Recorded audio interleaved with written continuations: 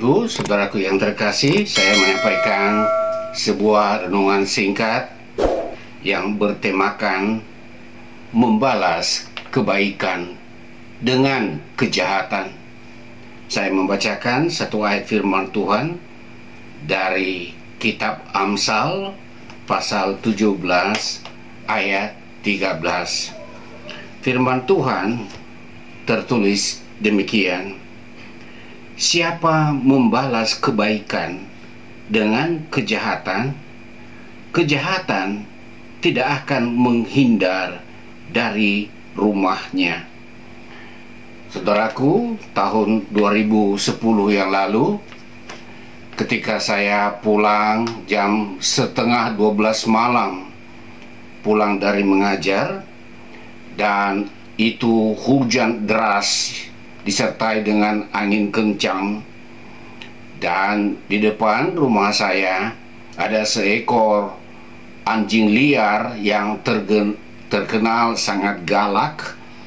Ternyata ia baru saja melahirkan, dan bertepatan dengan dia melahirkan anaknya, hujan deras turun sehingga percikan-percikan air hujan dari atap itu mengena pada anaknya, dan dia menggonggong seolah-olah dia meminta tolong. Dan ketika saya tiba, saya melihatnya, dia menggonggong dan goyang-goyang, dia menggoyang-goyang ekornya. Saya sudah tahu kalau anjing itu menggoyang-goyang ekornya, sekalipun dia galak, ia seolah-olah mau bicara dan meminta tolong. Sehingga setelah saya meletakkan tas, saya segera mengambil dus kosong dan saya taruh di dalamnya kertas koran bekas, dan saya mengambil anak-anaknya memindahkannya, dan ia sangat senang, dia bergoyang-goyang ekornya, dan saya membawa ke dalam ruangan, di ruang tamu tempat anaknya, dan saya memberikan dia makan. Saya menaruh tempat alas tidurnya di atas lantai, dan ia tertidur bersama dengan anak-anaknya. Sejak itu, saudaraku, anjing ini tidak pernah meninggalkan kami lagi. Bahkan jika saya berjalan dari rumah menuju ke jalan besar, dia selalu mengikuti saya. Dan setelah nanti saya naik kendaraan, baru dia pulang ke rumah. Itulah pengalaman pertama kali saya melihat bahwa satu kali kita berbuat baik kepada anjing, ia tidak akan lupa kebaikan itu, sekalipun dia anjing liar yang galak. Itu anjing. Tapi berbeda kalau kita menemukan banyak manusia yang justru sesudah menerima kebaikan, justru bisa membalas kebaikan itu dengan hal-hal yang tak terpuji. Misalnya, bisa bersikap angkuh kepada orang yang sudah berbuat baik kepadanya.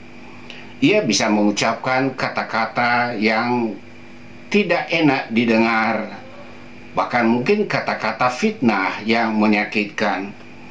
Ia juga bisa melakukan pengkhianatan, sebagaimana juga Yudas Iskariot, salah seorang dari 12 murid Yesus, mengkhianati Yesus sendiri hanya demi mendapatkan sejumlah uang. Seperti pepatah bilang, air susu dibalas dengan air tuba.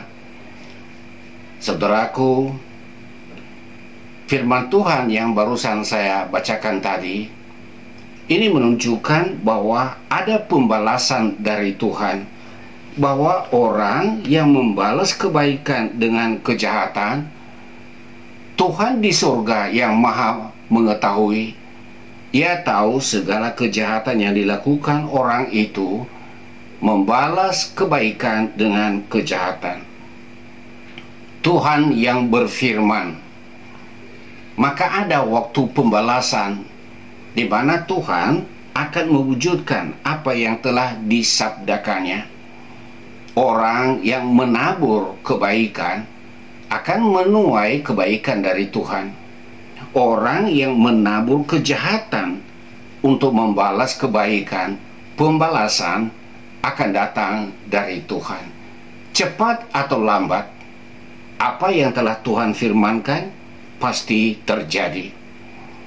Itulah sebabnya, jikalau kita menghargai kebaikan orang, kalau kita tidak membalasnya dengan kebaikan, setidaknya janganlah berbuat yang jahat.